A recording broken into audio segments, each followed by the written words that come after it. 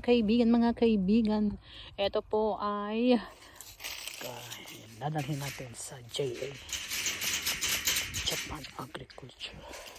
So yan, umpisa ulit tayo sa cabbage. Yan, si mama gustong tumulong, tulungan niyo na po. Kaya hindi pa ako nakakalahati. Yan pa lang yung natatapos namin. Check it out, check it out. So ito palang cabbage namin ay itinanim namin noong September. Tapos December or January nung first week ay pwede na nating anihin. At dahil 2-3 lang kaming nagha-harvest dito, kaya ito umabot na tayo ng February, hindi pa natatapos. Sa kabila ng mga malalaking pag-harvest na ito, simpokasan lang ang aking kasama. Siya ay 70 years old pero nagbubukid pa rin. Hi mga karonda! For today's video na naman, ang gagawin natin ay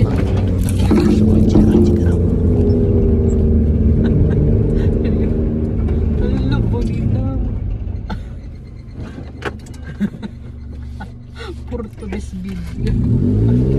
For today's video, bambo.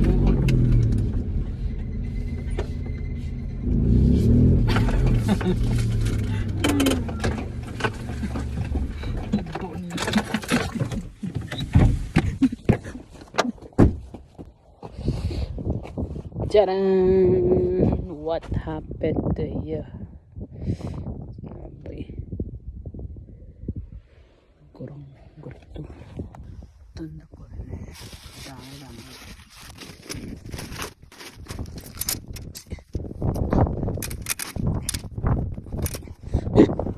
So ito yung nakikita yung bundok. Yan po yung araw-araw na dinadaanan ko at napakaganda.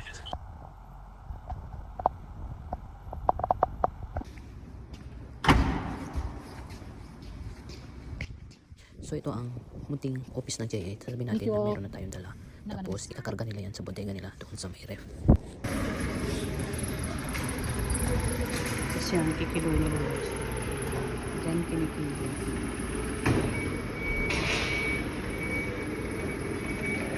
Tapos pagpapuli ng panibago.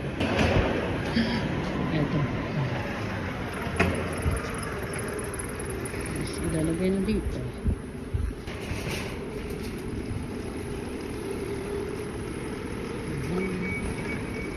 Kasi nakita mo siya. Ayun na. Bye bye. Pupunta na sila sa ref niya.